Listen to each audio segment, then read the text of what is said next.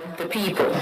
So tonight, we invite you to listen, engage, and share, because your feedback will help shape the policies and programs that move our nation forward. At this time, I'll kindly ask you to stand for the playing of the national anthem, followed by a word of prayer by our acting Financial Secretary, Carlton Poxon.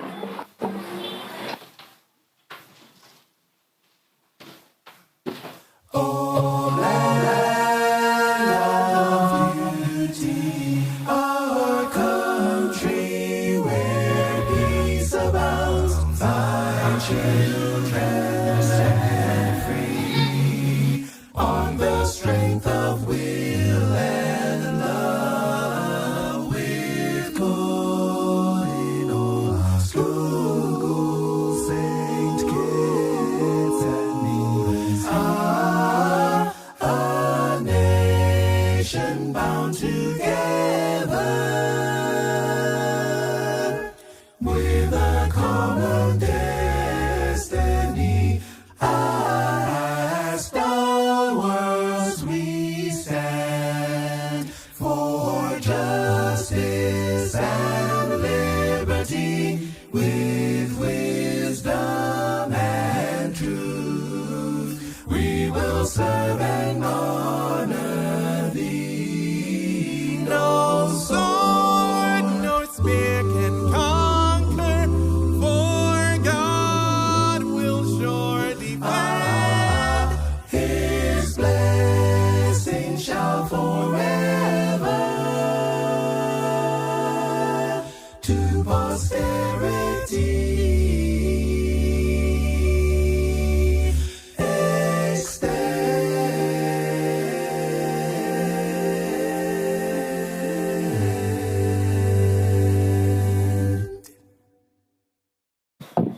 Let us bow our heads in prayer. Heavenly Father, we want to give you thanks. Lord, we bow and we give you praise. Lord, we thank you for taking us through the day. And God, even now as we pause as a nation, as we pause as a people to reflect, to prospect, Lord, we pray that you would grant us wisdom. You'll grant us direction. And Father, we pray that all that would happen this evening will go to your honor and your glory. In your Son name we pray. Amen, amen. And amen. Please be seated.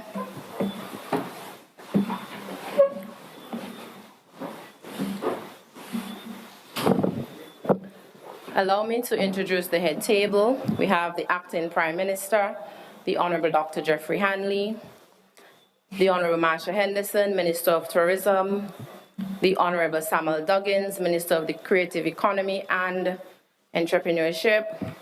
We have the Honorable Senator Dr. Joel Clark, Minister of Sustainable Development, Environment, Climate Action, Constitutional Empowerment, and the Acting Financial Secretary, Carlton Poxon, and myself, Sherma Matthew, your moderator for this evening.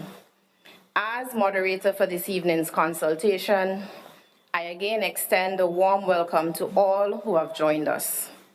This evening's presentations will touch on three critical areas of national transformation: the circular economy, tourism, and the creative economy. Each plays a key role in advancing our sustainable island state agenda, ensuring that economic growth goes hand in hand with inclusion, innovation, and environmental responsibility. But before we move into our feature presentations, we will take a moment to visually reflect on how far we've come on this journey toward a sustainable island state.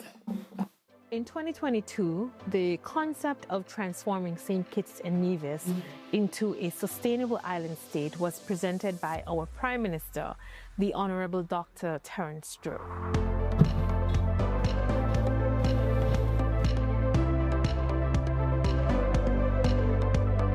The idea comes from an understanding of the need to holistically address the way we perceive and engage our vulnerabilities and our assets, and the way we safeguard our future as a coastal nation.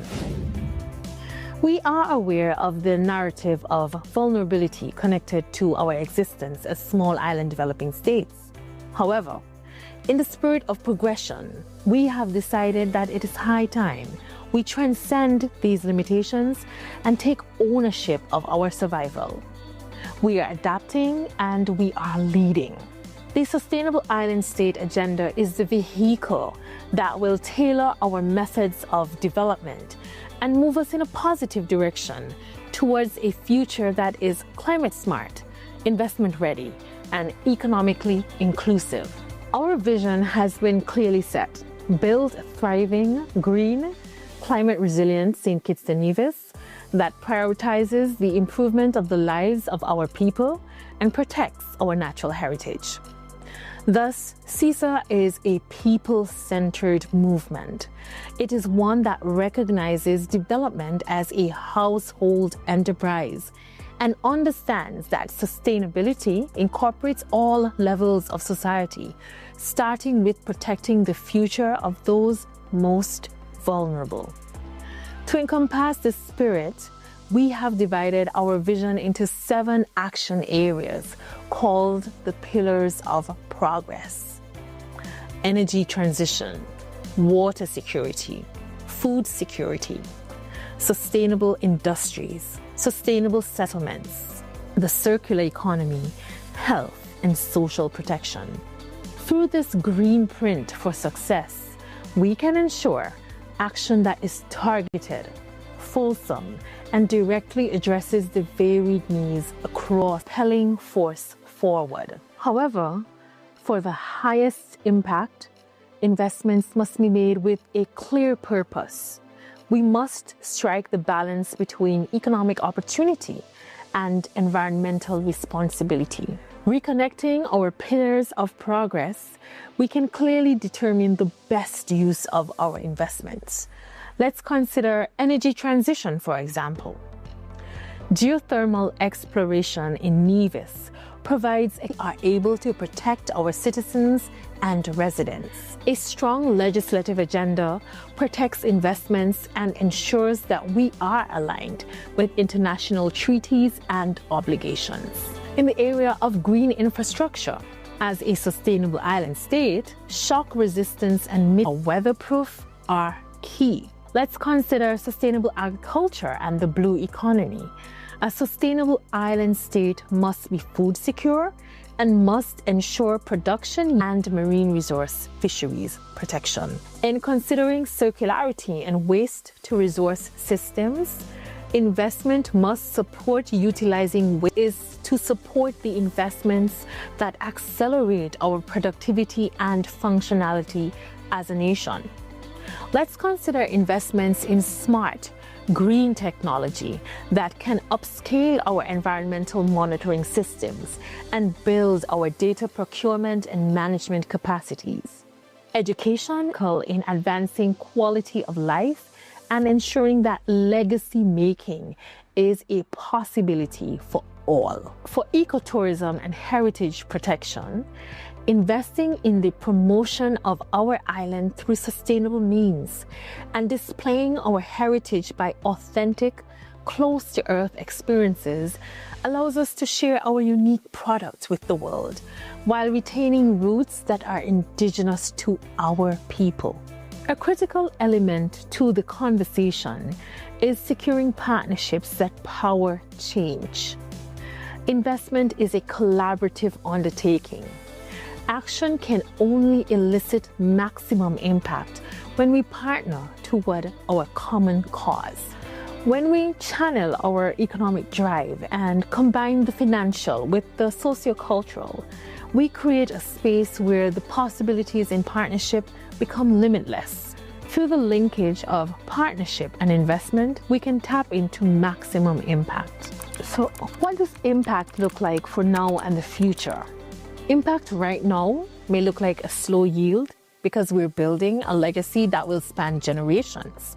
If we pan outward and upward for an aerial view, impact looks like a place where all individual needs are met. where homes and businesses and communities are powered by reliable, clean energy and can withstand a changing climate, where we are nourished by homegrown produce and products, where water is a 24/7 resource for all, made possible by renewable sources, where inclusivity and equality across backgrounds and abilities are ways of life, where circularity and zero waste initiatives drive economic prosperity, where tourism is resilient, year-round, and community-led, where a thriving orange economy allows our creatives and artists to produce purposefully and profitably. So, we remain undaunted by the length of the journey. Instead, we are guided by the possibilities that are within our grasp should we stay the course. Although, while we look ahead to the potential and purpose that large-scale investment opportunities bring, we must never forsake the power of the individual investment, the ones that we as a people choose to make for ourselves and our own environment. Those seemingly isolated choices that we make all interlink to create a stronger, sustainable island state. Our individual investments on the journey towards sustainability may look like choosing not to litter, ensuring that we take our plastic bags on grocery runs, conserving our resources, exploring at-home gardening, volunteering our time and knowledge, and even donating to worthy causes. These seemingly mundane, unassuming habits inform the bigger movements, because investments have a greater chance of success when you commit to and believe in your product. It stands to reason that a sustainable island state and a successful seesaw start with us first. So I invite you to act. With our sustainable island state agenda, we are proving that size does not limit ambition. We believe in our seesaw, in the power of our people, and in the potential of partnership. And we invite you to believe with us, not only in what we can build, but in the impact that we can achieve when we work together with intention.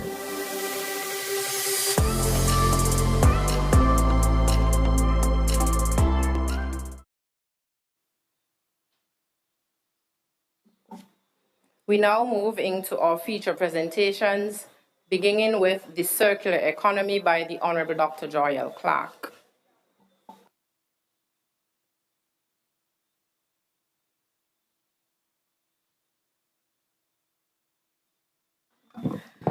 Good evening, everyone, and welcome to Constituency 5, to Sandy Point. And thank you so much for joining us here for our National Budget Consultations 2025, something that we as a Labour administration government has made a commitment to do, which is consult with our communities ahead of the presentation of our national budget. Allow me, of course, to greet the head table, Deputy Prime Minister, other members of Cabinet, the FS, of course, our host, and our guests, including our Head of Civil Service and other senior PSs and permanent secretaries who are here with us, and, of course, members of the general public. And most importantly, the Ministry of Finance, spearheaded by our Acting Financial Secretary, Mr. Carlton Paxson, and his team, who have been instrumental in getting us here to this point of having budget consultations again for 2025.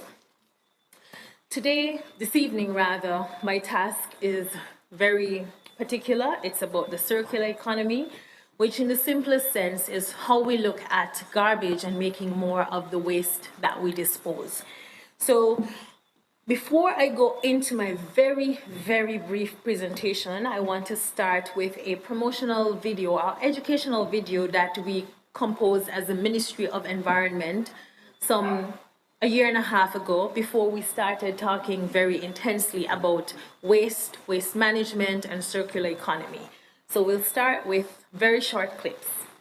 Sustainability is really about people, the planet, and partnership, and how we can do our part together in St. Kitts and Nevis to protect the environment in which we depend on. It's about working together to keep the environment clean. It's learning more together about the necessary steps that are needed for sustainability, and importantly, it's how our actions can address climate change. Sustainability from a waste management standpoint speaks to the practice of managing waste in a way that minimizes its impact on our environment, on our health, and on our resources. So fundamentally, it involves policies, strategies, practices that prioritize waste reduction, reuse, recycling, and proper disposal. Efficiently, while protecting the health and diversity of our ecosystems, we can create a thriving economy where Kittitians have access to affordable housing, they live in well-serviced communities, have access to locally grown foods, clean energy, clean water. We basically can enjoy, along with people visiting our island, our natural beauty and our cultural heritage for generations to come.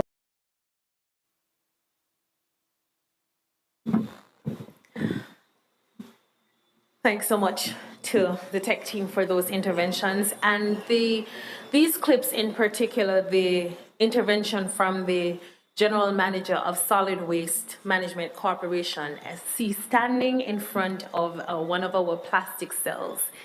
I don't know when last any of you have visited the landfill, but if you haven't, it would be good to take a visit to see what's happening there. It's not a dump, it's organized, but what is true about the landfill is that we have a lot more waste than we can manage here in St. Kitts. What is also true is that we have too little waste in St. Kitts to make it extremely productive. And I share that to say that when we think of the circular economy, we're thinking of how do we reconsider the waste that we generate. And this is the key aspect of one of the key pillars of our sustainable island state agenda.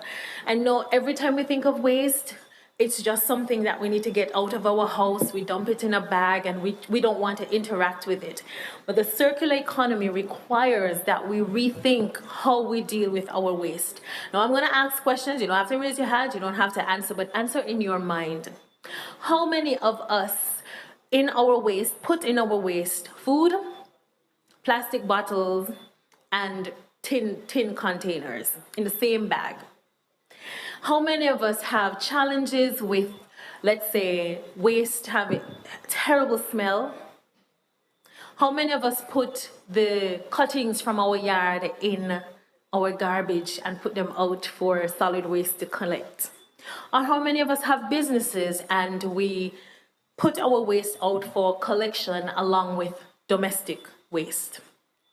These are some of the practices that we have to reconsider if we want to move towards a circular economy, which is recycling, reusing, and regenerating our waste. We have to be innovative, we have to be creative, and we have to think about, importantly, how can waste be a source of revenue generation? It's important to note that our conversation here tonight isn't random. Our global goals, the SDGs, speak specifically to a healthy, clean planet, to a healthy, clean marine environment, and also this is connected to what we call our National Development Planning Framework, which is guiding what St. Kitts and Nevis does from now until 2037. And this framework is essentially the guide for every ministry, every statutory body to determine what are the most strategic, what are the most systematic, and what are the most collaborative ways to plan your department or your ministry. And then this, of course, is connected to our sustainable island state agenda, which we have our investment priorities, a promotional and partnership approach for the world to partner with St. Kitts and Nevis. In practice, the circular economy, it's, as I mentioned, it's thinking differently about your waste. It's being willing to be intimate with your waste. In my household in particular, we do not mix food waste with regular waste. It preserves your waste for longer, because you know most of us have just 1 week of garbage collection. If you have food waste in your garbage, it limits what you can do with the waste, and it also means you're gonna have problems with rodents, you're gonna have problems with flies, you're gonna have problems with the scent. And the workers who collect the waste are also going to have problems with it. So we want to think about each other when we're dealing with waste. Now, it's important for us to think of how can we maximize resource. In some countries, every single piece of waste is reusable. There are countries that use the scrap metal that we have on the landfill. It's turned into a full piece of reusable material with revenue. In some cases, it's clothing. How many of us have too much clothes that we just don't know what to do with?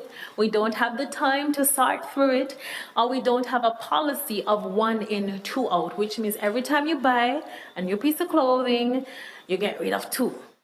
But these are things that we have to think about if we're going to have a revenue generation from the landfill and from our waste, getting rid of what we don't use.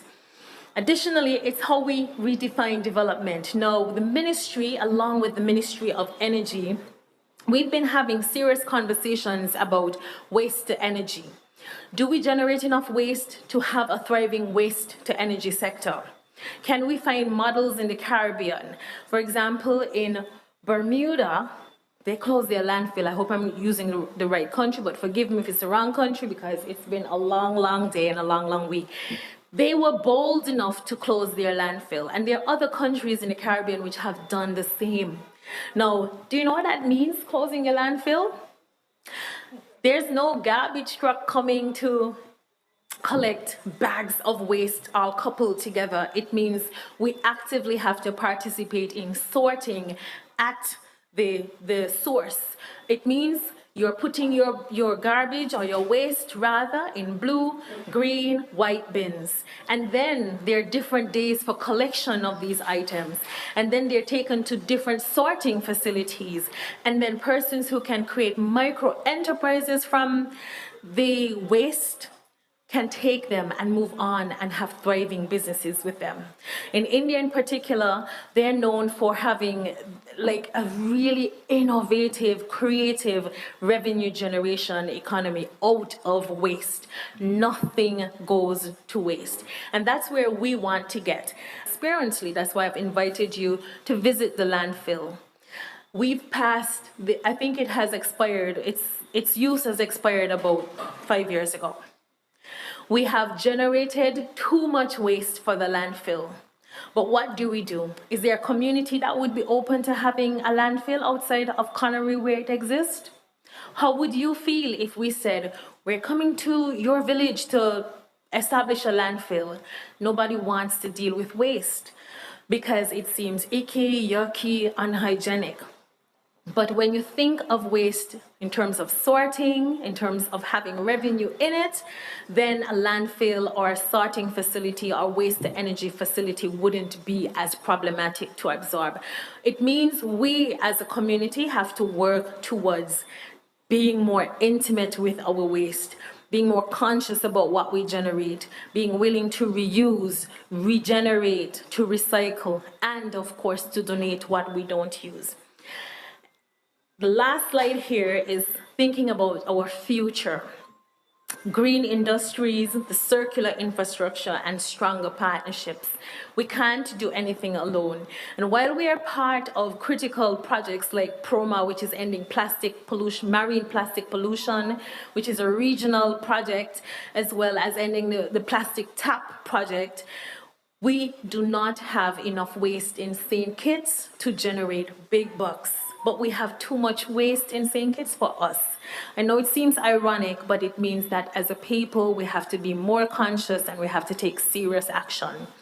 Now, the last thing I want to share with you is one of our most popular circularity videos, which was produced this year for World Environment Day, which had a focus on marine pollution. And this video has been played worldwide, including, I think, in Hamburg, Germany, where our artists and video producers and designers at center stage in terms of what small St. Kitts and Nevis is doing about circularity and the circular economy. If we want to go green, if we want to have micro enterprises, if we want to deal with the waste that we have in St. Kitts and Nevis, then we have to be creative, we need partners, and we have to think about industries. So please enjoy our final video, and thank you so much for your attention.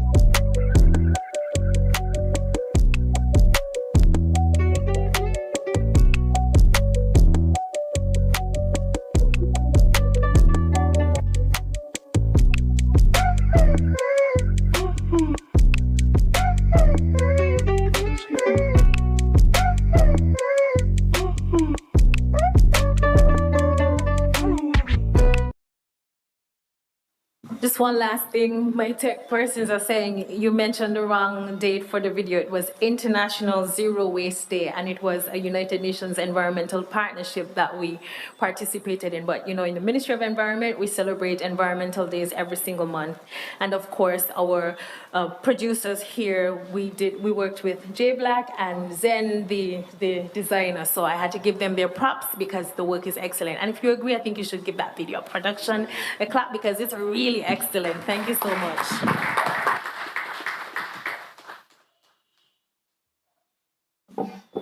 Thank you, Dr. Clark.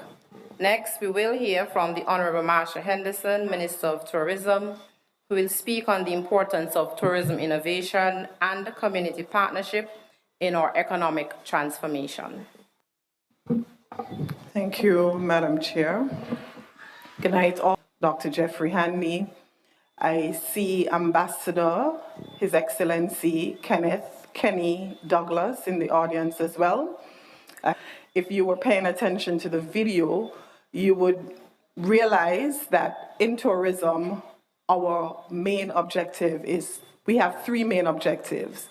For tourism to be resilient, tourism to be year-round and not seasonal, and for tourism to be community-led. And we have strategically, as a ministry, started focusing on those objectives. So tourism is led by the ministry. Of course, the work is done not just by the ministry, but the work is done by a number of agencies that collaborate with the ministry. So within the Ministry of Tourism, we have the Civil Aviation Department, we also have the Department of Maritime, and then we have 4 sister agencies who collaborate with us on our work in tourism. That is the St. Christopher Air Seaports, St. Christopher Air and the Seaports Authority, the St. Kitts Tourism Authority, the Frigate Bay Development Corporation, and the Urban Development Corporation. Collectively, we execute the mandate of the government to to perform our role in attaining a sustainable island state. I am proud at this time to be leading the team. We have dynamic teams, and we have so far made some accomplishments. And I'll go through briefly. For this year, and once I'm completed with going through the achievements as it relates to the Sustainable Island State Agenda, then I will briefly discuss what we are proposing to have as allocations for the 2026 budget to assist with accomplishing our mandate. And so for this year, in terms of our objectives, the three that I mentioned, we have recorded air and cruise performance. And this is, of course, in keeping with making the industry resilient. We have increased seat capacity by 18%, reaching 373 seats in 2025. We have increased visitor arrivals by 10%. That is between January and September 2025. Visitor arrivals has gone up by 10%. We continue in our objectives of making the industry resilient to strengthen our partnerships with our airlift partners, such as JetBlue, and all the other legacy carriers, such as American Airlines, United Airlines, Delta, British Airways, and of course, our regional partners. We have, in terms of making the industry more resilient, enhanced marketing and, of course, our overall visibility as a destination. We have partnered with major brands such as Cole Palmer to strengthen our presence in the UK market. Of course, this is targeting Gen Z travelers and our UK diaspora. We have also worked on partnering with a company called Blue Boho Fine Jewelry in Canada. And of course, this is to help us with connecting with high-end millennial travelers out of that particular source market. We have seen, in terms of being more resilient, tangible economic impacts, and we've seen an increase in visitor spend, and that is from 2022 up until 2024, we have seen an increase in the visitor spend per passenger. And this is not just me saying this is published on the Florida Caribbean Cruise Association. For those of you interested, this is spend per passenger for cruise passengers. You can check the Florida Caribbean Cruise Association website. They publish every 2 years the BREA studies. That's BREA, BREA studies, and that would confirm that we have in fact recorded an increase in visitor spend per passenger. Now, as it relates to the outlook and plans for 2026, and what we would want to discuss with you tonight for tourism, for the fiscal year of 2026, we will continue advancing our vision to position St. Kitts as a global model of inclusive, regenerative, and future-ready tourism destination. Our work will focus on strengthening the link between tourism growth and, of course, tangible economic and social outcomes, ensuring that the real beneficiaries are our people, our communities, and small businesses. We're hoping that from our allocations and, of course, our strategic plans, that these would be the beneficiaries. So our plans are therefore centered on 5 key priorities. We will continue to build and strengthen air and sea connectivity and visitor growth. And that simply means we're going to be investing in making the brand more visible and making sure that we can fill those seats that we have coming in.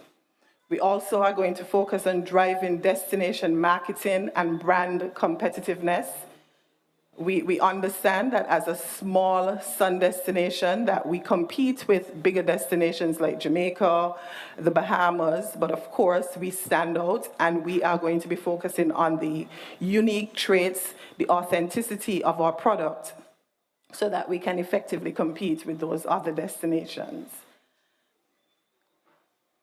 We're going to be empowering communities through inclusive tourism. We will continue to ensure that tourism benefits reach individuals and families across the Federation.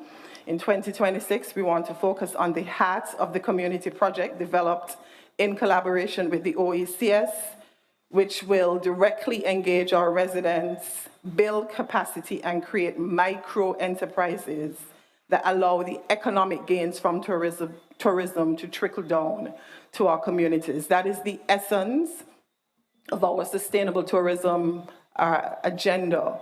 For us, it's not just environmental responsibility, but it's the social inclusion aspect as well, where we hope that we can drive tourism out of the areas just like Frigate Bay and bring it into the communities and allow our people to be the real beneficiaries. We will focus on projects such as the Keynes' Food Village, right here in St. Paul's. Well, we're in Sandy Point, but in the St. Paul's community and the environs, of course, and other local initiatives which will further showcase how community participation can drive inclusive growth. We're going to focus on supporting infrastructure modernization and resilience. I think COVID taught us that we need to go back to the table and look at our infrastructure and determine how we can make it more resilient. That, of course, includes greening our ports, digitizing what we have, and ensuring that our investments directly impact these areas. So we will continue to support partner agencies such as the UDC, SCASPER, and the Frigate Bay Development, make tourism resilient, which is extremely important. We know how fragile the industry can be, to make it community-driven and community-led, forgive me. And what is the third one? Anybody remembers? Year-round, and thank you very much. And we have come a long way. Tourism generally is seasonal, and most of these stakeholders rely solely on tourism for their livelihoods. And it's usually, our peak is usually in the winter season, so that starts in November and ends in April. But if you're paying attention, you can see that we're closing the gap on the industry being seasonal. And we've been strategic with this, and we've had airlift and full flights coming in up until August. And so we've managed to move from November to April, from November to August. That just leaves the months of September and October, and we're going to get there. And so those are our three main objectives, with the allocations, of course, in keeping with our CISA agenda. And we look forward to any questions that may come, relevant questions, of course. Thank you, Minister Henderson.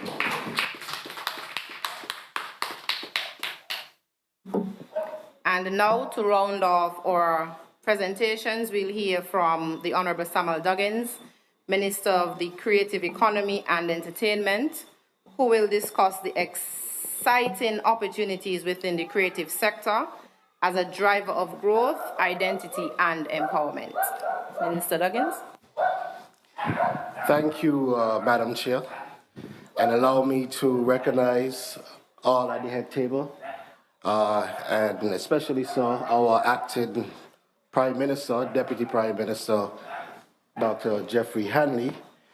I also wish to acknowledge the hard-working government officials and workers in the audience, but also to recognize and welcome the general public that is here, that are here to engage tonight for these discussions. It tells me that you recognize the importance of these discussions just as we do. Tonight, I've been given the task to speak about the movement that has been reshaping how we see ourselves and how we see our talent, and the movement that has been reshaping how we see our economy. And that movement we have recently dubbed the creative economy. It's no secret that the creative sector had been dismissed as a hobby sector for many years. Something that you do as a pastime, something that you relatively pass off as just a dream, a fleeting dream. But more recently, we have seen where people are now taking it quite serious. and we are recognizing it for what it truly is. And the creative economy, undoubtedly, is a powerful engine for growth, a powerful source of pride, and a bridge that could bring global communities together. Now, over the last 3 years actually, I've had the privilege of leading the creative economy after bringing it under that umbrella. Under that umbrella, we have different sectors. We have the cultural element, which involves cultural preservation and advancing. And we also have entertainment, the arts, which again deals with a lot of the performing values of the creative sector, from dance to drama, film, and the likes. And within that umbrella, you still have, as an entity, our national carnival. And so when we look at the creative economy, most people just see it as performing artists. It is much more than just that. It embodies who we are as a people and how we embrace and protect our culture. And that is why over the last few years, we have brought a number of training programs to the forefront. In recent times, you've seen the drummers featuring at a number of our events. That has been long part of our cultural identity. From a Kola Tegramanti, we could go back. Now, these drummers were fading at one point, and it was in 2023 we bought another 50+ African drums, and we were able to expand that program not just into the Bastia schools, but throughout the country. And we've seen a revival of drumming in our country again, and excitingly so, because they have been a featured presence at our events. There's been another area that I have been extremely proud of, and that is our mural project. When you drive around the country, you see murals around the country. And to most people, they could easily write it off as just a piece of artwork. But let me dive into exactly what that was. We highlighted the top artists, visual artists that is, in our country. We put them through sessions with Mr. Leonard Stapleton, who went through every artist and every community that they will be doing the art, and gave them a history lesson on not just St. Kitts as a nation, St. Kitts and Nevis as a nation, but the actual community. So the lessons on who were the people influential in that community, what is the essence of that community from back in the 1700s till now. And the artists then use that knowledge that they gain to then create their art pieces. I've had an experience that really identified to me how powerful that was. And I was sharing it with the cabinet 2 days ago. We had the privilege of hosting the Kalinago chiefs here in St. Kitts for a conference. And I took them down to Bloody Point.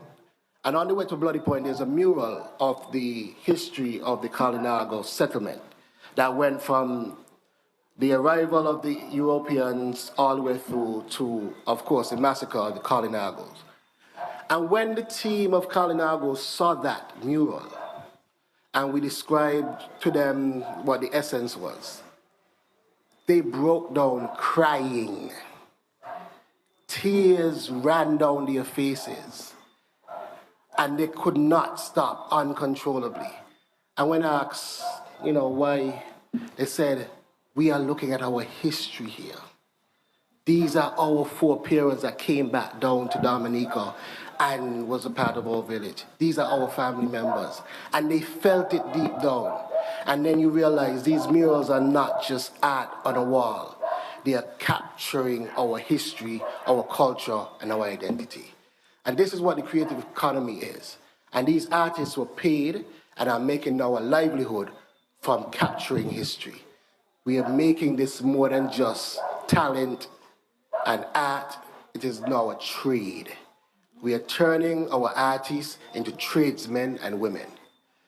But over the years, it has also been difficult for us to get the collective oversight of what this truly means to have a creative economy. Because when you have something that has been a hobbyist sector for so long, most people look at it and have a hard time adjusting. And we've been training our artists across all platforms. In finance, we've been training them in marketing, we've been training them in business management, so that they understand that they become tradesmen and women and owners of businesses and not just a popular singer, dancer, musician, or the like. And we want to move that into 2026 even stronger.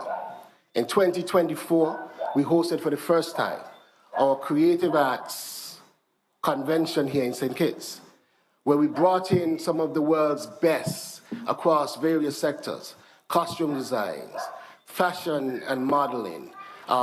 We brought in the best in tour management, production, and today we've seen quite a bit of development from that. Our very own De Jour now has quite a bit of music with some of the world's best artists, and he is getting ready now to start releasing all of this music, and as he joins our own Byron Messiah, who has been out there on the world stage performing. But we've also seen where our costume builders now are having a better time in managing their own affairs and how they develop their sectors. And we've seen that across so many sectors. Now in 2026, we want to host our second Creative Arts Convention, because we don't believe that you just do this as a one-off and leave them where they were. You have to continuously keep repeating these lessons and hope that they take them to the next stage, as we've seen most of them do. And 2026, the Creative Arts Convention is set to be hosted here in St. Kitts and Nevis.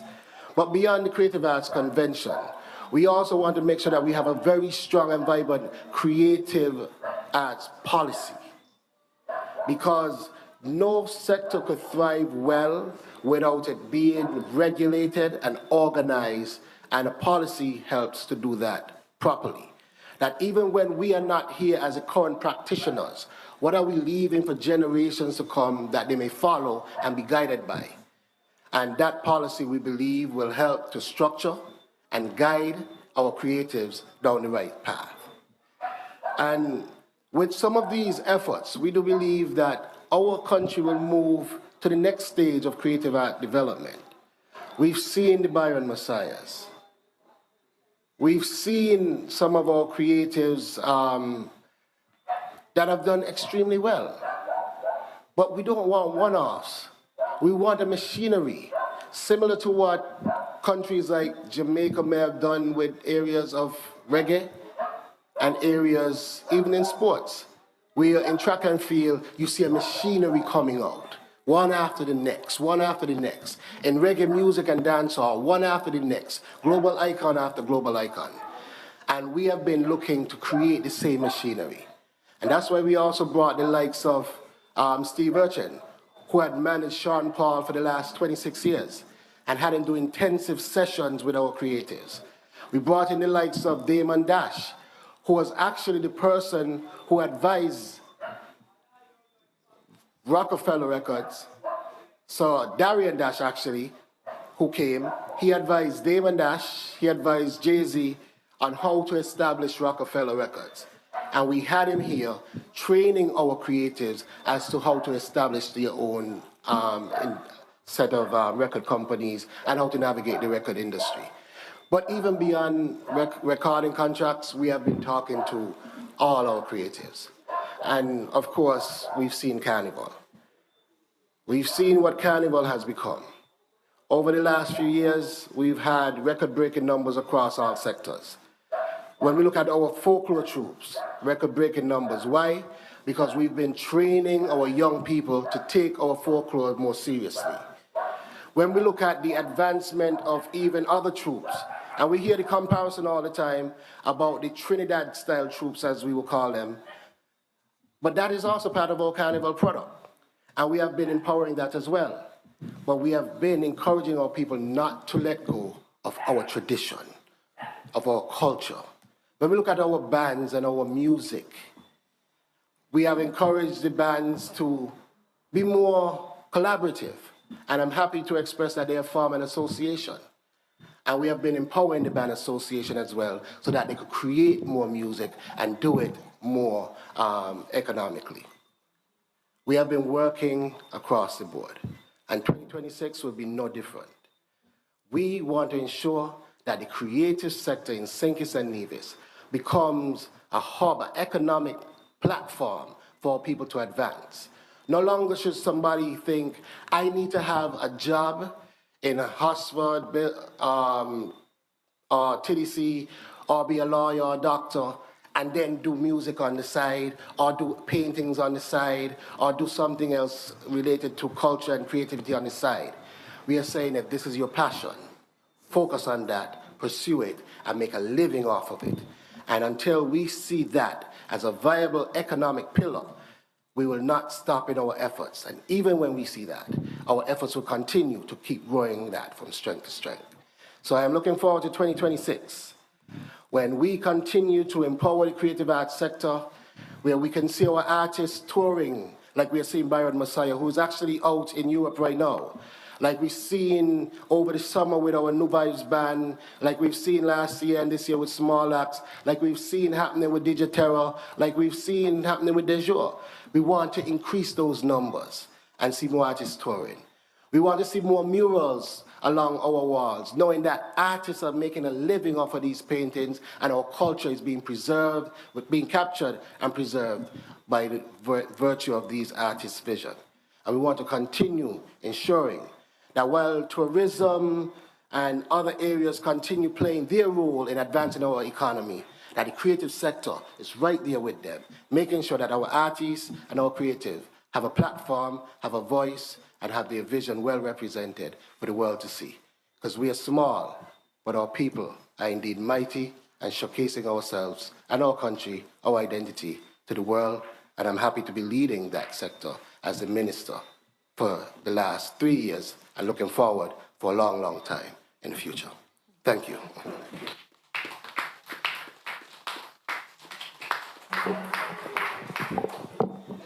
Thank you, Minister Duggins. To provide a fiscal and policy perspective, we now invite Mr. Carlton Poxon, Acting Financial Secretary in the Ministry of Finance, to share his reflection and response to the points raised this evening. Mr. Poxon. Good evening, all. Allow me to acknowledge the presence of our Acting Prime Minister, the other members of the head table, the Honorable Dr. Joy Clark, the Honorable Marsha Henderson, the Honorable Samal Duggins, the chair of this evening's proceedings. Allow me to recognize the hard-working staff of the Ministry of Finance, taken from the Department of Inland Revenue, the Treasury Department or the Accountant General Department, our team from Customs and Excise, the hard-working staff in the Office of the Financial Secretary, and our staff from the CPU, all working together to ensure that the financial affairs of our nation are in order. And so it is my honor to share with us this evening as we take another decisive step towards shaping the future of our federation. The 2026 national budget is not merely a financial document. It is a strategic instrument, a reflection of our shared values and commitment to building a sustainable state. This year's budget is being developed in full alignment with the National Development Planning Framework, or the NDPF, of which the 7 pillars of the Sustainable Island State Agenda are aligned.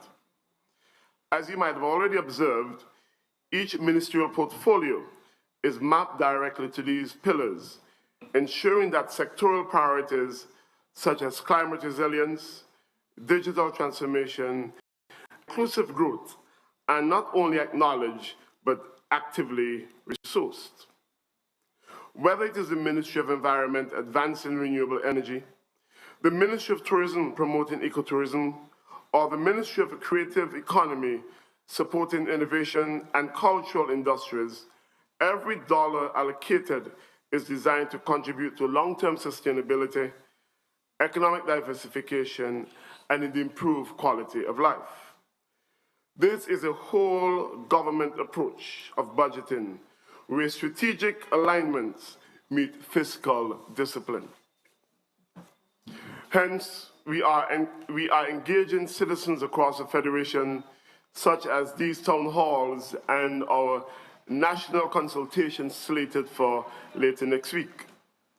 Our citizens' feedback thus far has been valuable in the planning process. To ensure transparency and impact, the public's input is being collated and reviewed by the Ministry of Finance Budget and Fiscal team and will be integrated into budget planning by matching community priorities with fiscal capacity and policy objectives. Themes such as youth employment, healthcare access, education, national security, and support for elderly and the impaired are being directly reflected in the budgetary discussions. This approach ensures that the budget is not just a government plan, it's a people's plan. Let me now share a brief synopsis how the budget is laid out in the three prongs discussed by our ministers.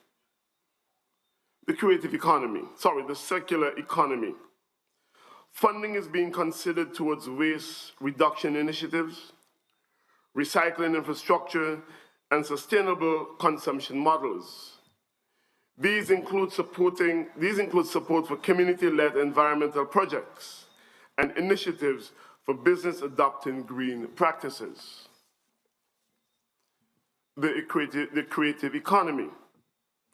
We are allocating for cultural industries, digital content creation, and innovative hub, as this sector is being positioned as a driver for youth engagement, entrepreneurship, and the global visibility of our unique heritage.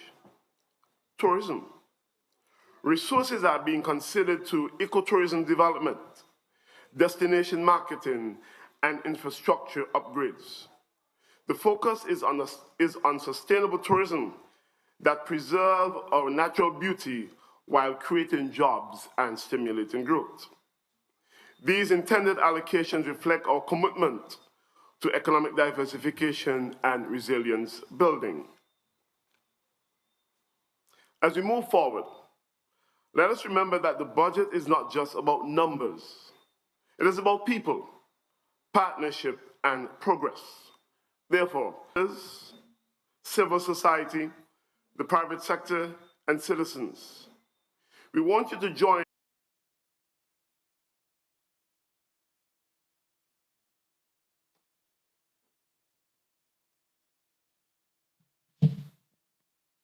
Good night to the panel. And I also want to highlight something that the acting financial secretary just said. The budget is not just about numbers, it is about people. And so I have a few questions specifically for the acting prime minister about how this budget coming up can directly impact the people. Now, one of these questions that I'm going to ask came from a resident of Sandy Point, and one of the questions they would like an answer to is specifically about human resources. What considerations are put in place for human resource when preparing the government's budget? Human resource considerations are crucial in government budgeting to ensure a capable, efficient, and effective public sector that can meet its strategic goals. Without proper HR budgeting, governments risk understaffing, a mismatch between skills and needs, and a decline in the quality of public services. Having said this, what is the government's position with the wastage of human resources having persons sitting at home for you? Is giving your background as a long-serving civil servant and a former director of youth, you understand better than most the profound significance of the 1 month lump sum known as the double salary that public sector workers planned their lives around. this administration has effectively replaced this crucial year-end capital with an 8% increase spread across 12 months. So, from an economic and social perspective, Mr. Deputy Prime Minister, how do you justify taking away that highly anticipated immediate financial boost that families relied on for major holiday spending, for debt, or for home repairs? And why is your government forcing our hard-working public servants to budget a tiny fraction monthly, thereby undermining their ability to afford a dignified Christmas? And will our hard-working civil servants receive a double salary? Now, the duty-free concession is something that a number of our citizens rely on throughout, well, at the end of the year, and they anticipate it. The duty-free allowances and imported goods was traditionally activated in November. And even under your administration, in 2022-23, packages to be shipped, cleared, and received before Christmas Day. The business community and citizens have relied on this timing. Why has this government chosen to shift or delay the primary start date for this vital concession to a later date in December? Is this fiscal manipulation designed to allow the government to collect duties for a longer period?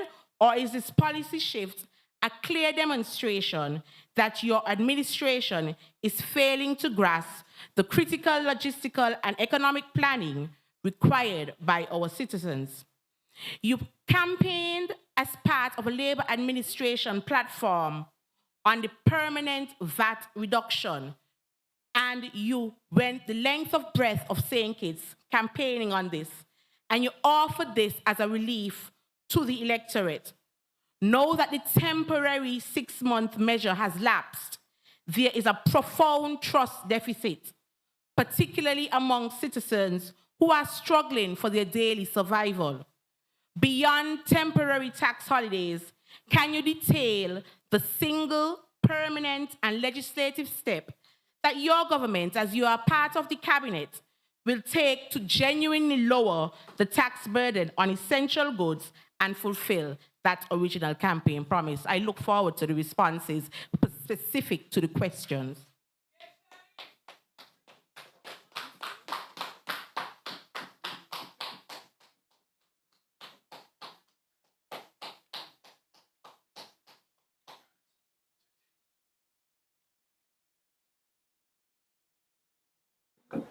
Thank you very much. As it relates to the question on the human resource aspect, quite a lengthy series of questions. I will try to summarize, but what I will say to you is that our government is fully committed to building our human capacity through our continued investment in training. And of course, this commitment, you would have realized also, came in the minimum wage increase, largely benefiting our civil servants. We continue to invest in our pension plans and our health insurance. Many persons benefited as a result of this caring government when it comes about taking care of our people.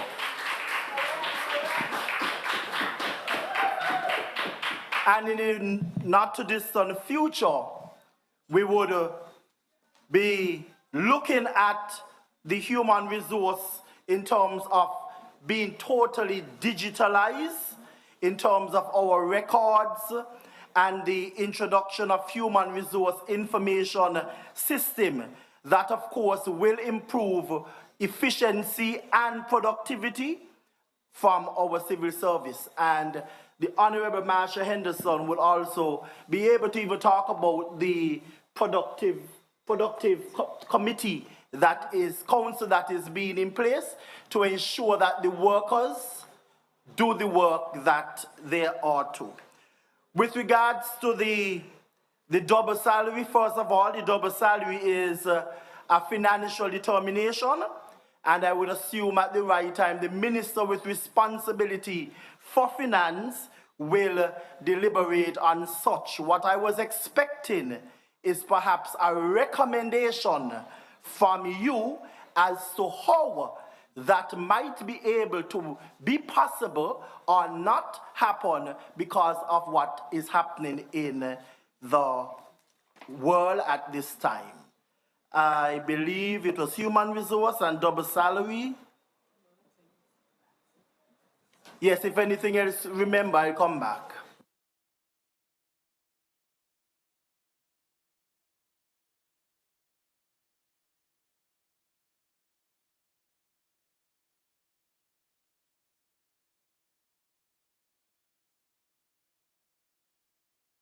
Sorry, I just realized, I think there was a question in reference to a preamble rather, in reference to the duty-free concession and the timing. And that, what I will say to you and probably to those who are listening, when the analysis was done, St. Kitts and Nevis is leading in regards to this specific initiative. No other country in the region gave the amount of VAT days that we are given and the length of time.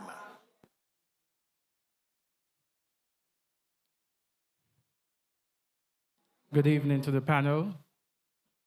Azad Gums, Deputy Political Leader of the People's Action Movement.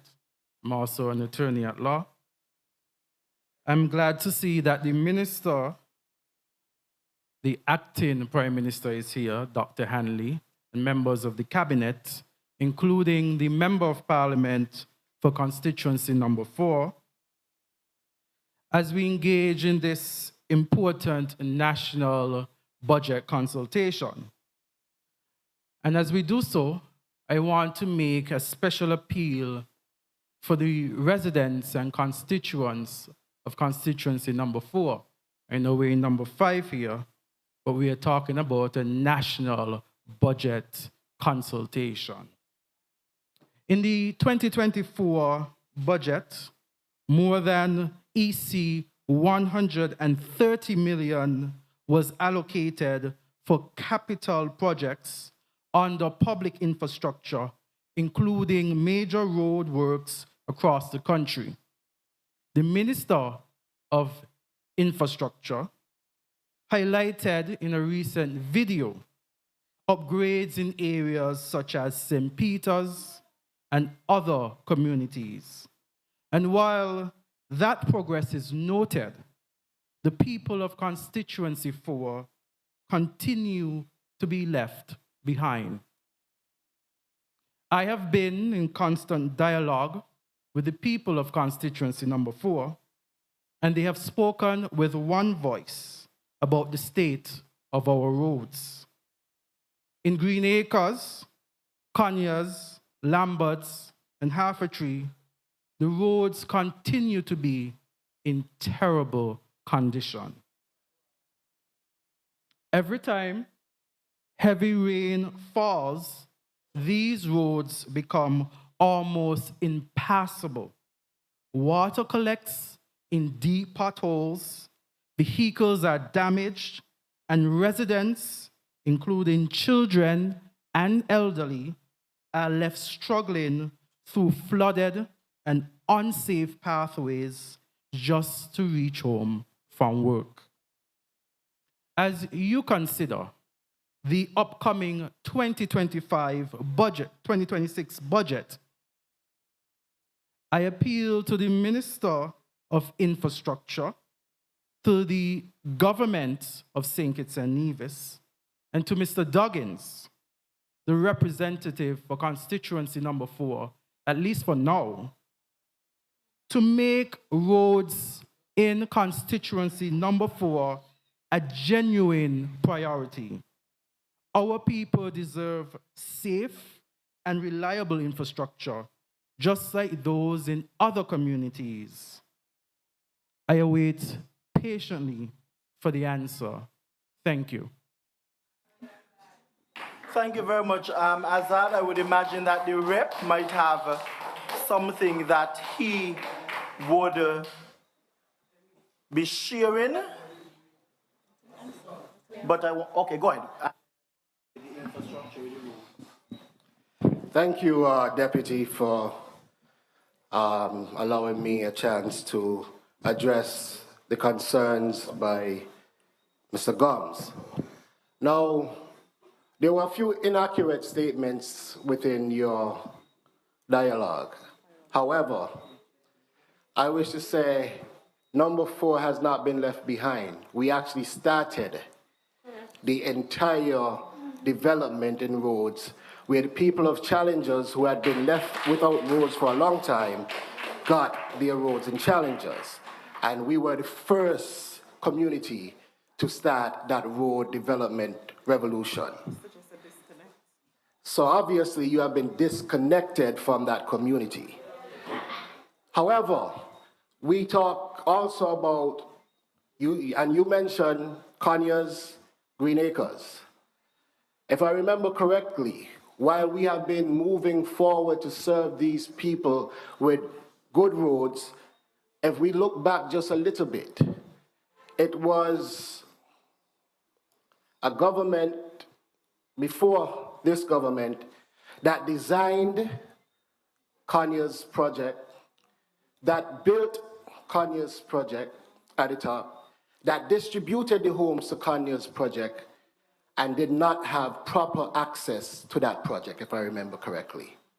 In fact, there were times where persons with cars had to park down on the lower project and walk it home. It was this administration that made it accessible for them to drive to that project. I think it is fair to consider that the design, build, and delivery of a project without proper road access, lack of vision and lack of foresight. But this administration, I believe, will make sure to correct that wrong. As we move to Green Acres, and may his soul rest in peace, it was the late Glenn Goose Phillip that built that project on his tenure. Unfortunately, he was not able to distribute those homes, and they were distributed by the administration prior to this one. That was, at this point, almost a decade ago. And no roads, after the Honorable Minister would have built the project, no roads were installed there for all the time that that administration was in. For 7+ years. None at all. However, I have been assured by the Minister of Public Infrastructure, which I don't want to speak detailed on his behalf because he would have to represent exactly what his our entire plan is for infrastructure. But I can speak to constituency number 4 and Green Acres, and we have reliably informed the residents at Green Acres that their road, in terms of new road development, is actually next in line for development. Because after we did Challengers, we went around and shared it around to all the communities, and now we are back in constituency number 4 and looking to do Green Acres next, as I've been reliably informed. And so I don't know what the disconnect is with you and the information that you have, but I think your details were a bit misinformed. Thank you. Thank you very much, Honorable Samuel Duggins. I was asking a question here just for clarity, because this is sometimes you have to make sure that you put the right information out there, because when people come in to try to paint a different picture, sometimes they don't get enough time to unpaint that. But this government has been in operation for 3 years, and we have spent already over $80 million in infrastructure, including road, in all the communities. So nobody cannot say that we are not working when it comes to that the Minister of Roads Infrastructure, I'm sorry he's not here. He's at another event. I told him to stay there while I come here. He would have been able to give the whole detail, and those of us who are listening would hear it. He give this here over and over, all of the areas that he is doing, and give an update as to the other areas that will be touched. So obviously, you're not walking the area, so you need to find shoes and walk.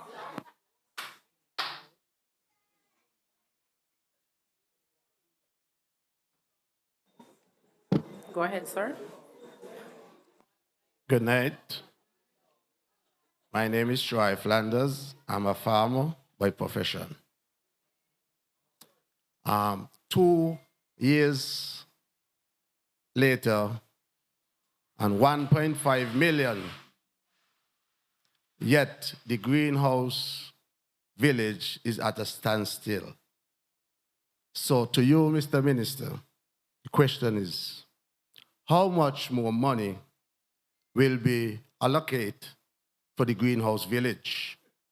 And why is the greenhouse village at a standstill after 2 years? Not one greenhouse has been completed. That's one question. The other question is 5.5 million was budgeted for the Tabasco project. How much of that 5.5 million already been spent? And the other question, 3 questions. The Department of Agriculture, for the first time, as far as I could remember, is unable to restock its implements. So, the question is, I was told by staffers that there's no money to restock. So my question is to you, right? Are the budget for the ministry are going to be increased apart from the Tabasco? Right? Because the only increase last year was in the Tabasco project for the ministry. So my question is, the farmers going to suffer 2026 as they are suffering in 2025 because a lack of inputs and the money is not readily available to restock the inputs that the farmer badly needed to carry out their duty. Because food security, as we all know, as you all continue to speak about sustainable island states and what's that, right? And we speak about food security, but the effort towards food security is lacking. It's just short. Because if you're going to allocate 5.5 million for Tabasco, which will not fall under food security, right? So I don't want you to get mixed up with the question. So the question is, are the budget for agriculture, apart from Tabasco, will it be increased significantly so that the farmers do not have to suffer like how they suffer this year from lack of payments as going on because no money there and no money there for imports, seeds, chemicals, and other things, plastic mulch, and you could go on and on. There's none at the department, so that's the question I want to ask.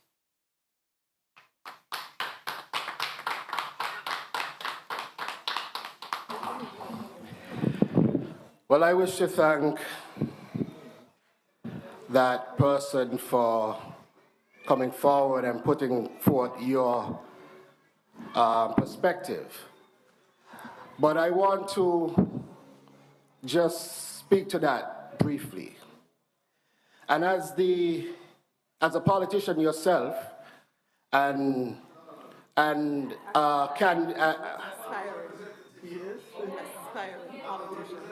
aspiring politician, but as one person on the political field in constituency number 6. We were there just for the last session. And it was there a farmer came to me and said, what you're doing in agriculture, we can see it and feel it in the farming community. This is the best it has ever been. In fact, you somehow have things a bit mixed up. But let me attempt to clarify. One of the issues that we have had in being able to address the medicine and the supplies, as you indicated, is that the industry is growing so rapidly that what has happened is the money that we budgeted, it runs out and it's then now outside of the scope of the regular budget. That is why we have recognized that to be able to constantly keep up with the rapid growth of the agricultural industry, it is best that we privatize some of these initiatives. Why? Because when we go to Parliament to pass a budget, that budget becomes law. The numbers allocated to the different areas is allocated on the law. We can't just go back and put more money in it just like that. There's a process. Fiscal prudence must be exercised. And so when you have a rapidly developing industry and you have stagnant budgets as governments we have, it becomes a bit more difficult to be able to respond to rapidly developing industries. And so we decided to privatize those areas where we see that development happening beyond the scope of a regular budget. But you also mentioned the greenhouse villages and the $1.5 million. I also want to clarify that as well, because you seem to be a bit confused as to how that is done. But it is my duty as a minister to clarify. What we did with the greenhouse village was arrange for purchase and construct contracts. And so who purchased the greenhouses are responsible for constructing the greenhouses. They have had some labor issues which created delays on their part. Of course, we as the Ministry of Agriculture, as the one behind it all, we are driving forward to correct that, and it is not stagnant. They are actually building them. People are working on them regularly as we speak. Well, not tonight, but regularly. And I am saying to you that that is a part of a contract where they purchase and erect. They have had issues on their part. We have been trying to rectify those issues along with them because we want our farmers to see the benefit of that greenhouse village. We understand how revolutionary that is and how that has been one of the catalysts in our mind that will transform even further our sector. But unfortunately, they have run into some labor issues. We are trying to rectify that issue, and we are now moving forward. We have seen the greenhouses being developed. The site is being developed. So the idea that it is stagnant is not entirely accurate. Were there issues with the greenhouse village at one point? Yes.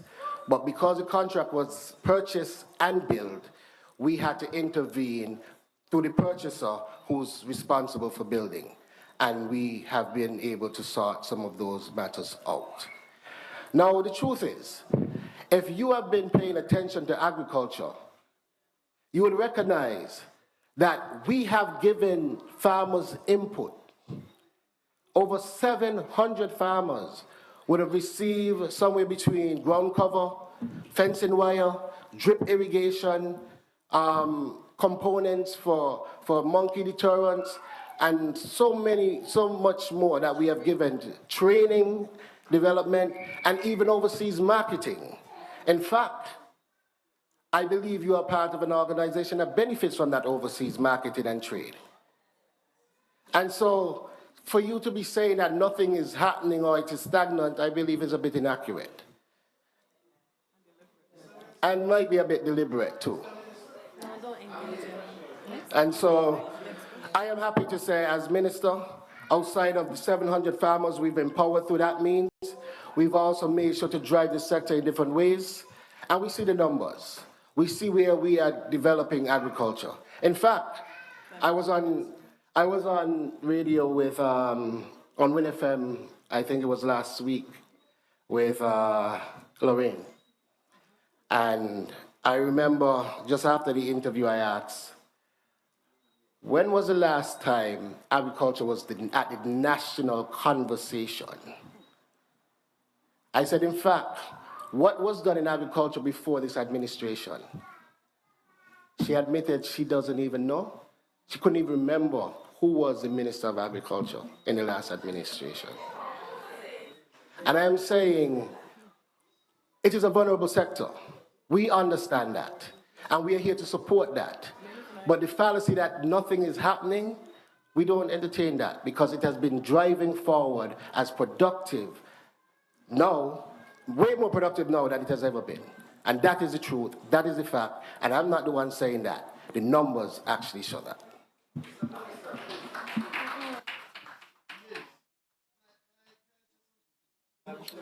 Can you next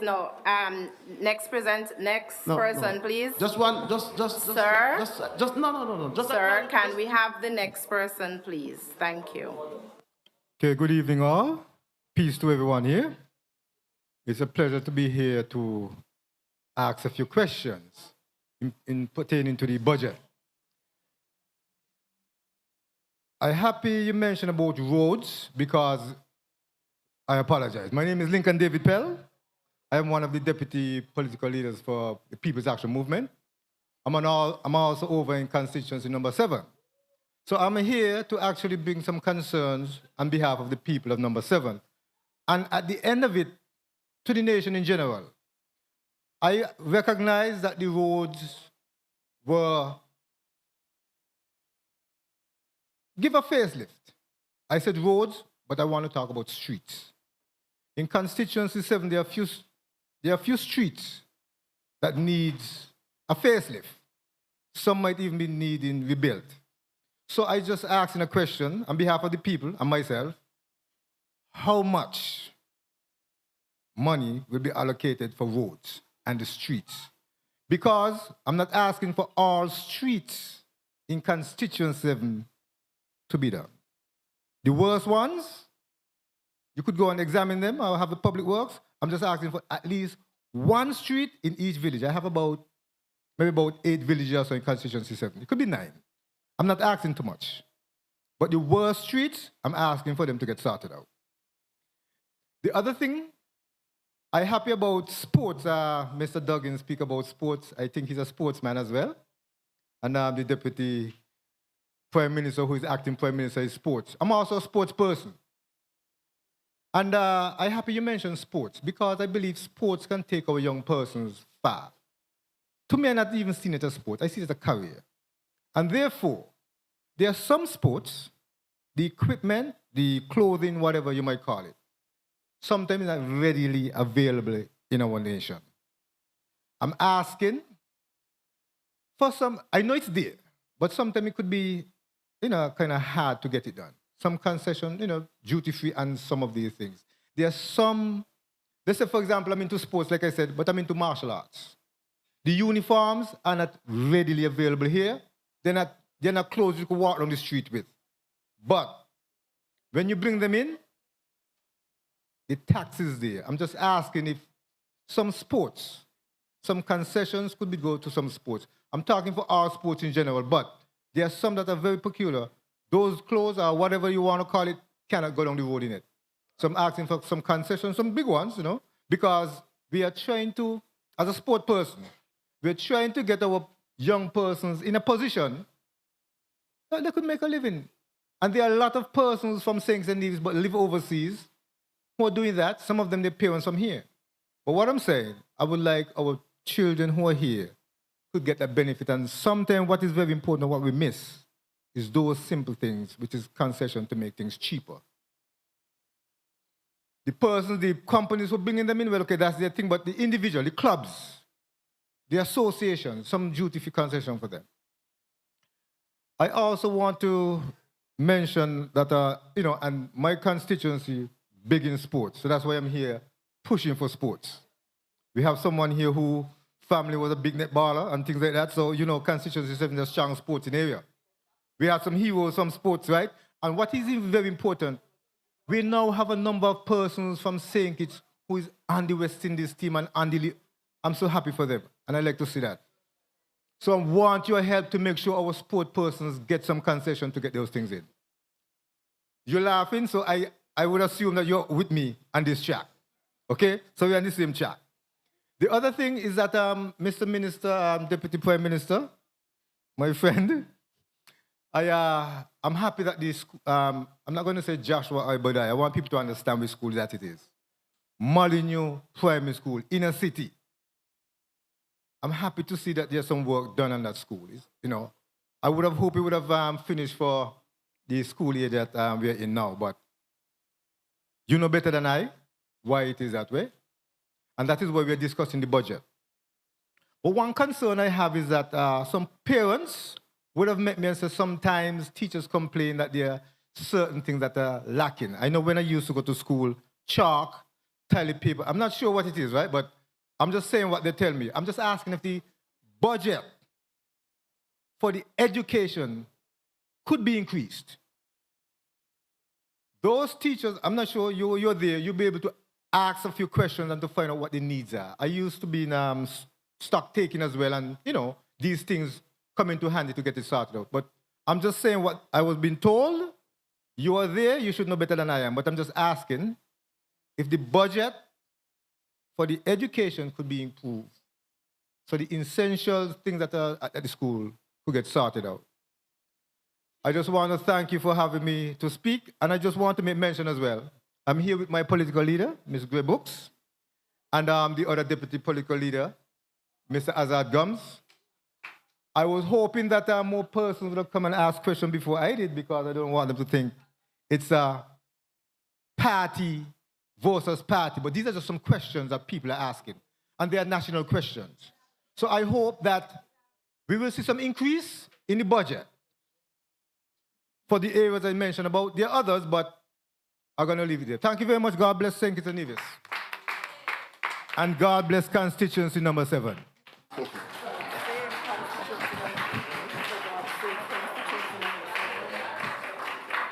I duly note your concerns, and as it regards to the matter with sports, I'm happy to say to you and the constituents of constituency number 7 that the Ministry of Sports actually offers duty concessions on sporting gear and equipment for organized sporting institutions.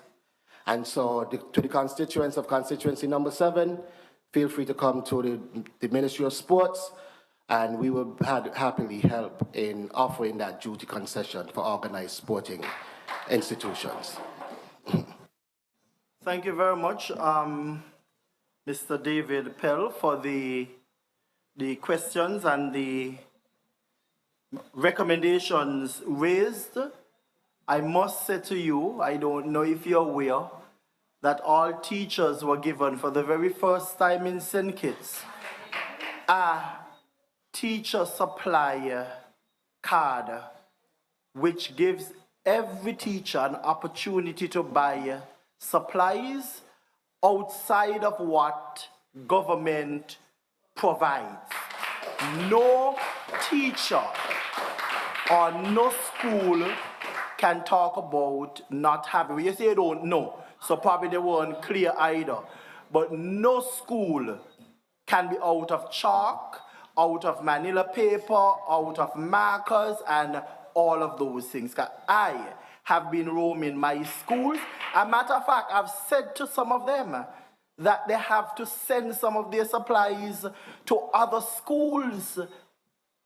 So you probably need to have them explain further so that I can know exactly what they are talking about. I would have hoped that you might have looked at the last year budget and you would have recognized that the Ministry of Education had the largest increase in the budget for 2025. So of course that is clear that it is a priority for this administration.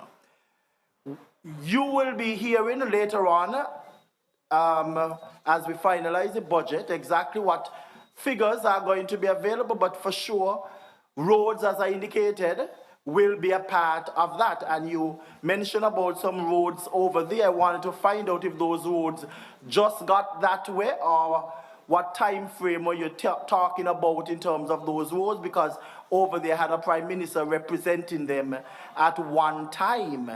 7 years. For 7.5 years. So, but we will deliver on what we are committed to do, and that is serving all of the people. With regards to the Joshua Obadiah Primary School, I did give a commitment that I will, or we will as a government, rebuild the Joshua Obadiah Primary School, and that is happening as we speak. And that school did not burn down or got destroyed under our government. It was done under the former government, who could have done exactly what we are doing right now to rebuild. But part of our mantra is just to build. So we are building. Thank you, Minister. Do we have any other questions, comments, concerns? Mr. Flanders, if not, then you can go. Okay. Just for the record, the government does not change. Administration do. Government is continuous. Mr. Minister of Agriculture, I sit here and I listen to you say certain things, and you didn't answer the question about the Tabasco. How much of that 5.5 million have been spent already? I didn't get that answer. And I think that you should take your own advice that you give to Azad and visit the greenhouse village, because it's overgrown. So I don't think that any work is going on there with all those grass that is covering those buildings. So I think you should pay the visit tomorrow so that you could be clear that when you speak, you say what exactly is happening. And you speak about numbers.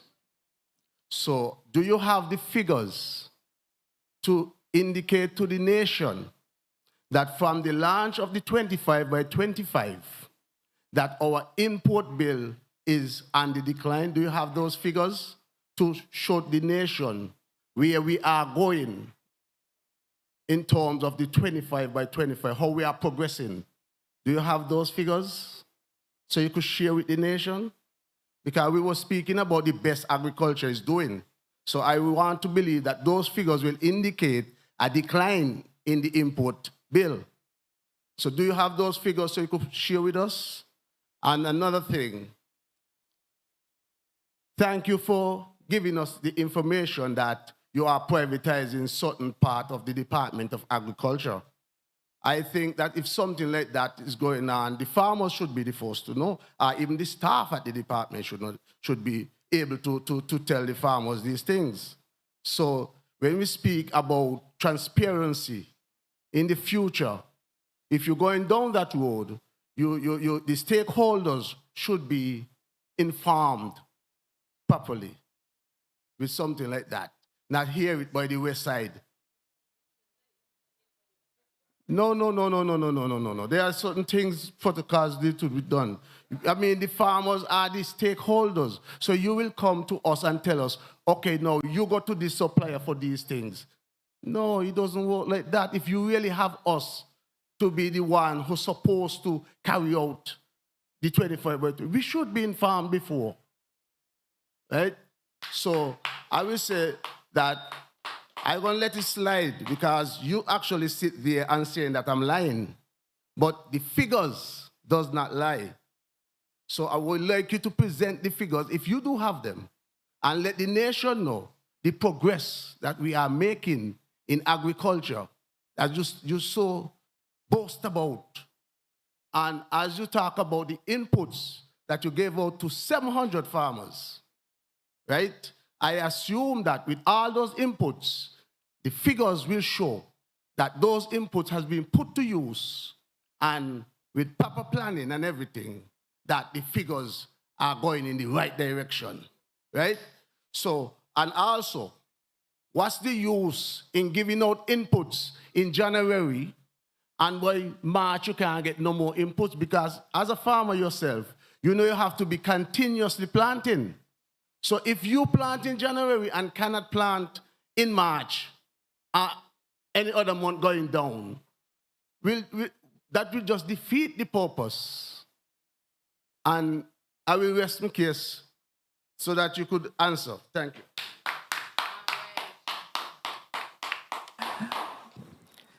Again, in an effort to address your concerns, let us look at the agricultural sector as a whole. Now, as we talk about numbers, the agricultural sector covers crop, livestock, fisheries, agro-processing. Across all those sectors, we've seen significant increases over the last few years.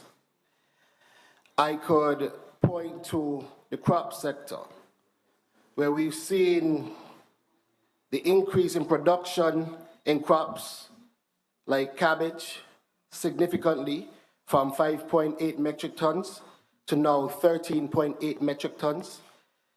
Crops like cantaloupe from 12.4 metric tons to 39.3 metric tons. Cucumber from 34.9 metric tons to 84.8 metric tons.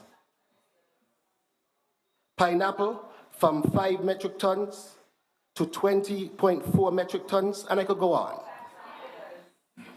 I could speak to fisheries, moving from annual earnings in the sector from just over 8 million in 2022, actually 2021, because that would have been the figures represented or published in 2022, to the figures published in 2024, moving up to 19.6 million. These are not my numbers. These are numbers that are documented for national data, not my numbers. So if you're telling me that they are lying, then that's a different conversation that we're having. But numbers suggest an increase in agriculture, and that is the fact.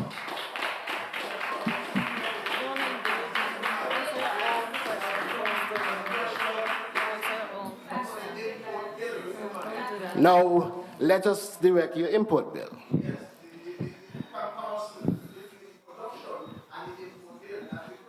Correct. So if production is increasing, then we understand, of course, what happens there. But I must add another wonderful component.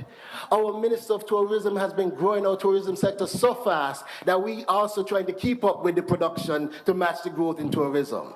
And so yes, the country is moving faster than maybe you could understand and comprehend, but at the end of it, the tourism is moving, agriculture is moving, because the data shows it.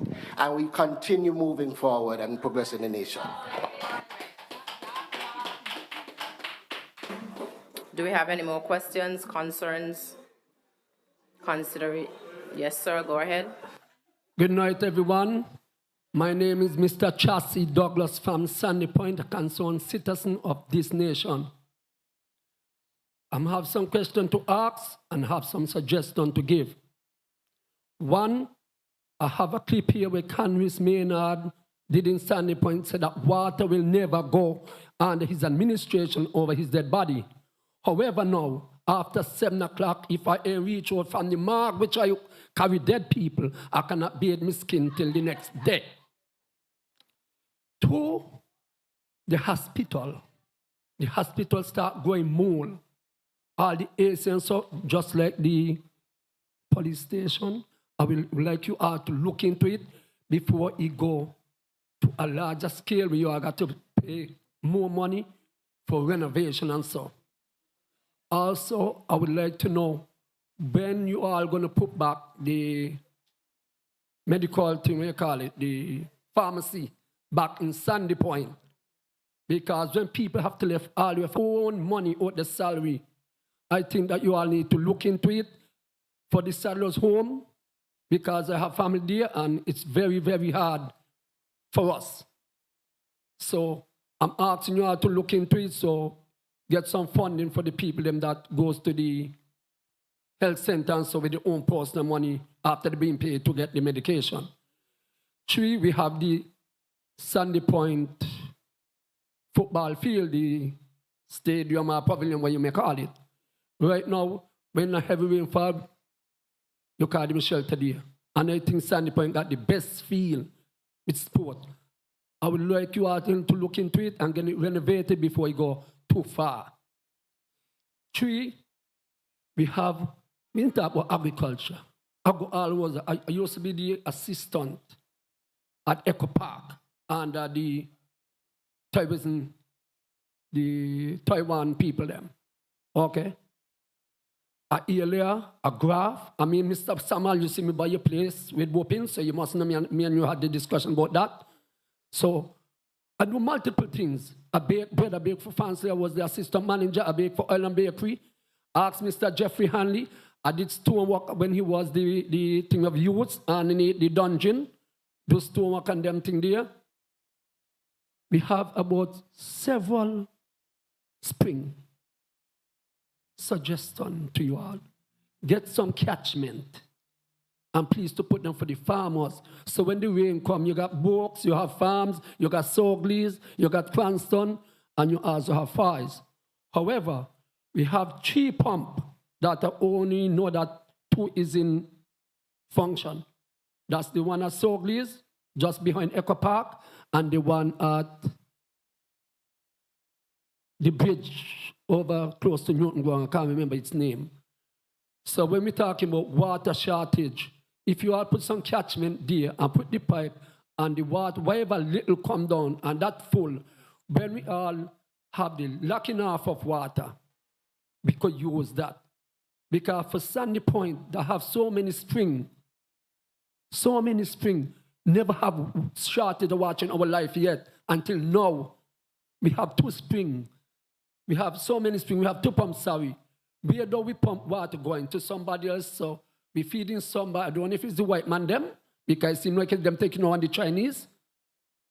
So how would I get a bait skin? And that is all I have to say. Thank you. Thank you, sir. Thank you very much, Mr. Douglas, for your suggestions and recommendations. Just to inform as well that since this administration has been in for just 3 years, we have already invested over $50 million in water. This has never happened under the former administration, who would have been there for 7.5 years. In the last parliament, obviously you weren't listening, but you can always go back and listen. The Honorable Convis Maynard gave a minister's statement and he highlighted all of the investment that we would have done so far as it relates to water, not only the desalination plant that is about to open, they're doing the testing, but also gave a comprehensive report of all of the testing that would have been done from their end, where they would have identified where the possible source of water will be. And this government has made a commitment that we are going to be drilling for water, because part of the vision is to make sure that we go 24/7 with water. So we will be taking that into account. I'm going to find out about the pharmacy at Paxson, and I can also report back to you, because I know you very well. Thank you very much. Thank you, sir.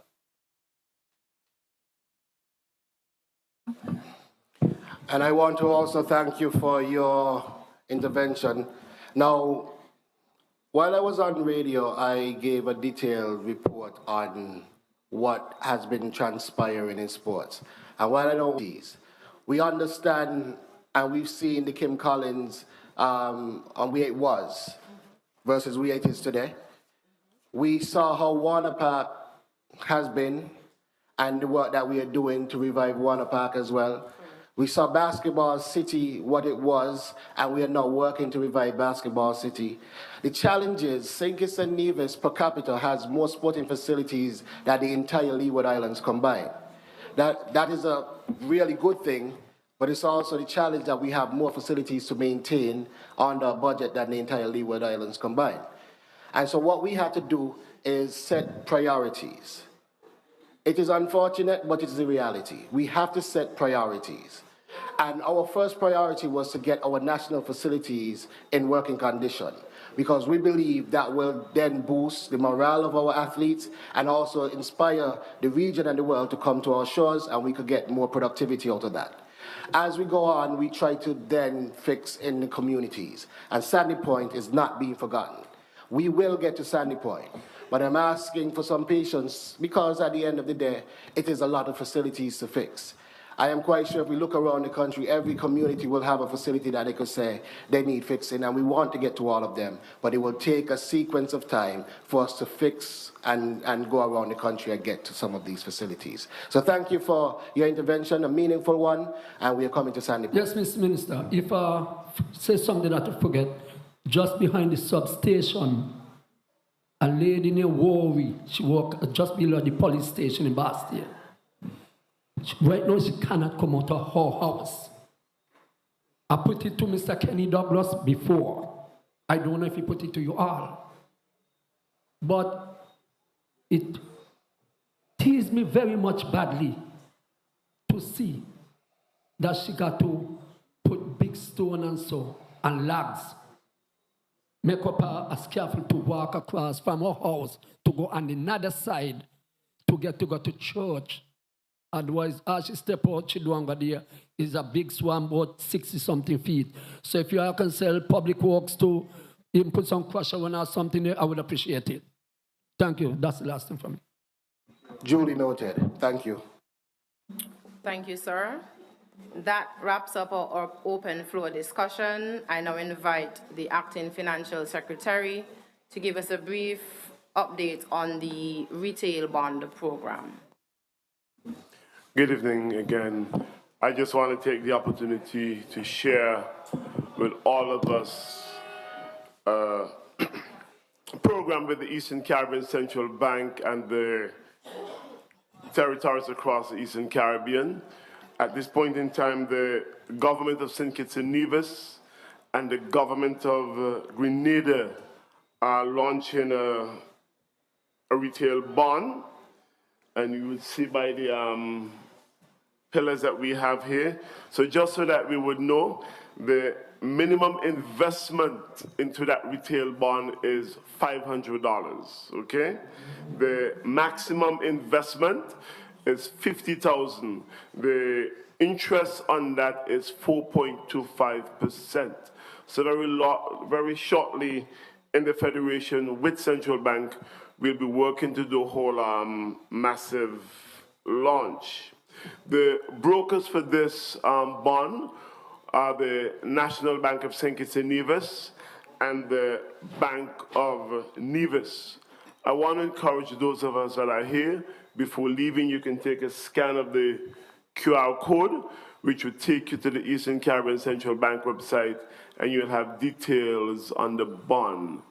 And if you have questions, you could reach out to the Ministry of Finance. We could answer where we can, and we can even direct you to the Eastern Caribbean Central Bank, where they can provide more information.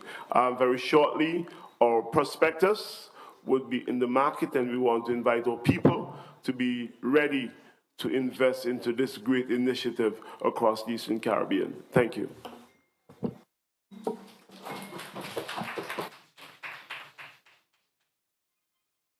Thank you, Acting FinSec.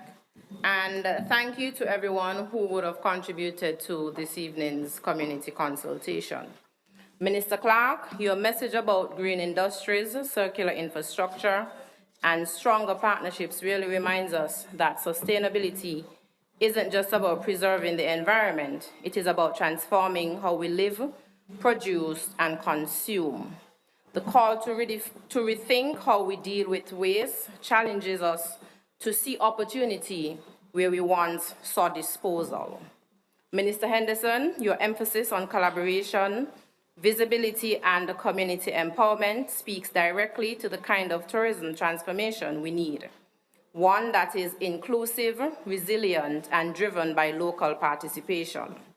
The increase in visitor spending from 2022 to 2024 is proof that our strategy of investing in people, products, and partnerships is working. Minister Duggins, it is encouraging to hear that the goal for 2026 God's Spear is to continue building the sector, making the creative economy a real platform for economic success, where talent becomes livelihood and innovation fuels opportunity. The continued empowerment of our creative sector is indeed a powerful step toward a more dynamic and inclusive economy, and I thank you all for your contributions. I now invite the Acting Prime Minister, the Honorable Dr. Jeffrey Hanley, to close us out. Thank you very much, Director Sharima. Let me thank you for the work that you are doing. I recognize everyone who are here with me. On my right, the Acting FinSec, Mr. Paxson, Honorable Marsha Henderson, Honorable Samuel Duggins, and Honorable Joy Clark.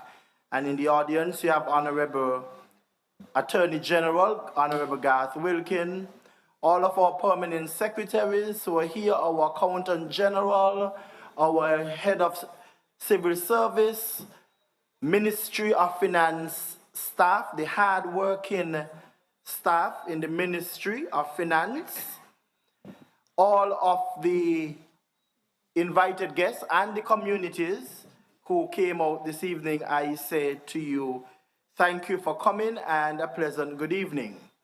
As we bring this evening's consultation to a close, let us reflect on the powerful conversation we've shared under the theme, Turning Conversations into Action, Building a Sustainable Island State Together. Today or this evening was not just about a dialogue, it was about shaping the future of our nation through collective insight, innovation, and commitment. We extend our deepest appreciation to our distinguished presenters, my colleagues. The report we heard, ladies and gentlemen, is just a synopsis of 3 years of hard work. And I'm certain that many of you were saying in your mind, all of this in 3 years? Yes, we are all working. Honorable Joy Clark, who of course illuminated the path towards a circular economy, a very comprehensive presentation, reminding us that sustainability is not a choice, it is a necessity, and we must, as a people, recycle and reuse, paying attention to what we do with our waste, and of course she reminded us of many opportunities of making money from our waste. Honorable Marsha Henderson, whose vision for tourism continues to elevate our island's global presence. She must be especially commended for the Stars of the Seas first call to St. Kitts, a milestone that marks a new chapter in our tourism journey. Well done, sister. In our presentation, ladies and gentlemen, it is clear that the minister plan is to ensure, and of course with the support of the government, to ensure that tourism is resilient, becomes year-long, and of course is community-driven. Honorable Samuel Duggins, who championed the creative economy, inspiring us to harness the power of culture, talent, and innovation as engines of growth. He highlighted great achievements and investment of this government and the impact that is felt as a result. The creative economy, he said, bringing life once more back into our communities.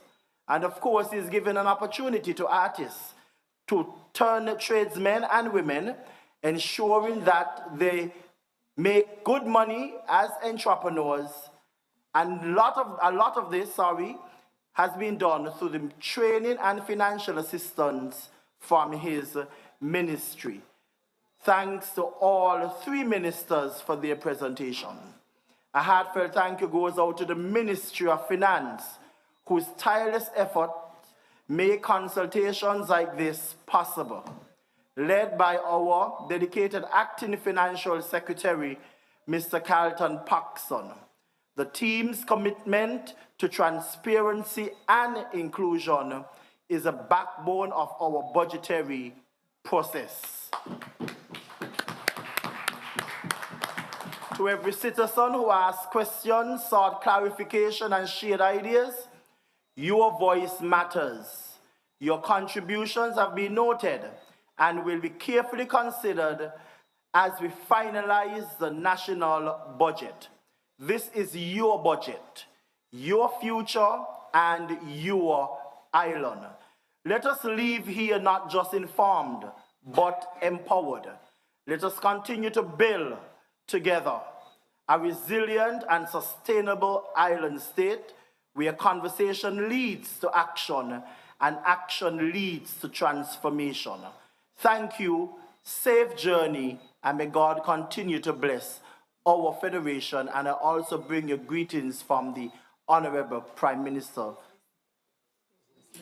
I know he's on, he's actually listening. Thank you very much, ladies and gentlemen, and get home safely. God blessings.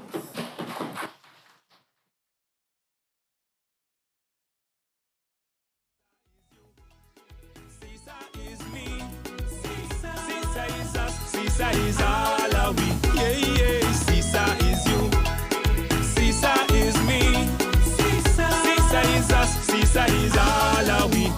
Yo, from sunshine to pure clean energy, we are building a future sustainably. Water flowing and food growing, St. Kitts and Nevis, Sisa we embracing. We are building homes for our sustainability to bring brighter days and a stronger economy. Healthcare for everyone, join the movement, transform our islands. Sisa is you, Sisa is me, Sisa is us, Sisa is all of we. With Sisa, we are stronger and free. Yes, Sisa is all of we. Let's strive to make sustainability the motto for our country. Sisa is you, Sisa is me, Sisa is us, Sisa is all of we.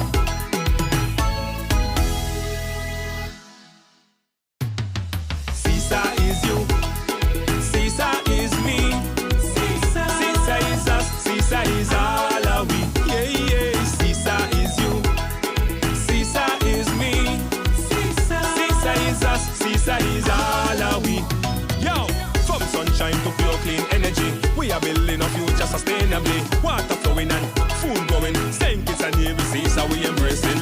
We are building homes for our sustainability to bring brighter days and a stronger economy. Healthcare for everyone. Join the movement, transform our islands. CISA is you. CISA is me. CISA is us. CISA is all are we. With CISA, we are stronger and free. Yes, CISA is all are we. Let's strive to make sustainability the motto for our country.